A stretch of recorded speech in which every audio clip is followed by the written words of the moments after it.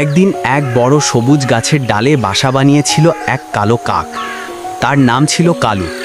প্রতিদিন সে সকালবেলা নদীর ধারে উড়ে যেত, ঠান্ডা পানিতে স্নান করত, তারপর খাবার খুঁজে এনে তার বাসায় রেখে দিত। সেই গাছের নিচে একটি বড় পিঁপড়ার দলও বাস করত। তাদের নেতা ছিল লালু পিঁপড়া। খুব বুদ্ধিমান, পরিশ্রমী আর সৎ ছিল সে। একদিন দুপুরে প্রচণ্ড রোদ পড়েছে। নদীর তীরে পানি কমে গেছে, চারপাশ শুকনো মাটিতে ভরা।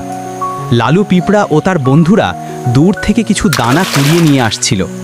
হঠাৎই এক পিঁপড়া পা পিছলে নদীর পানিতে পড়ে গেল। সে বাঁচার জন্য ছটফট করতে লাগলো, কিন্তু তার ছোট্ট শরীরটা পানির স্রোতে ভেসে যাচ্ছিল।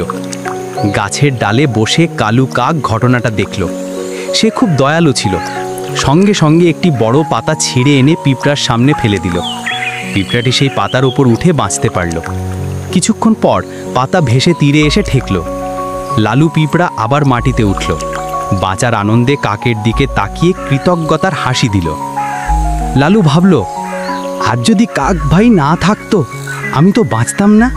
সত্যিই সে খুব ভালো মনুষ্য, না ভালো প্রাণী। দিন কেটে গেল। কয়েক সপ্তাহ পর একদিন সকালে কালু কাক নদীর ধারে ঘুরছিল। দূরে এক শিকারী লোক লুকিয়ে বসেছিল, হাতে একটি ধনুক। সে কাকটিকে দেখে লক্ষ্য করল চুপি চুপি তার দিকে নিশানা নিচ্ছে। কালু কিছু বুঝে ওঠার আগেই ধনুকের টার টানতে প্রস্তুত শিকারী। এদিকে মাটিতে লালু পিঁপড়া তার দল নিয়ে খাবার খুঁজছিল। হঠাৎ সে শিকারীর পা দেখে চিনে ফেলল যে সে কাকটিকেই মারতে যাচ্ছে। মুহূর্তের মধ্যে লালু দৌড়ে শিকারীর পায়ে উঠে গেল এবং জোরে কামড় বসালো। ব্যথায় শিকারী চিৎকার করে উঠল, আহ কি ব্যথা! তার হাত কেঁপে গেল।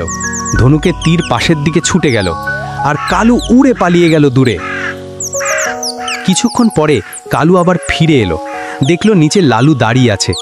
সে সব বুঝে গেল। কাক নেমে এসে বলল, বন্ধু, তুমি আমার জীবন বাঁচিয়েছ। তোমার মতো ছোট প্রাণীও কত বড় সাহস দেখাতে পারে। লালু হাসল, তুমি একদিন আমায় বাঁচিয়েছিলে, আজ আমি তোমায় বাঁচালাম। বন্ধুত্বের আসল মানে এটাই, তাই না? তারপর থেকে কাক আর পিঁপড়ার গভীর বন্ধুত্ব গড়ে উঠল।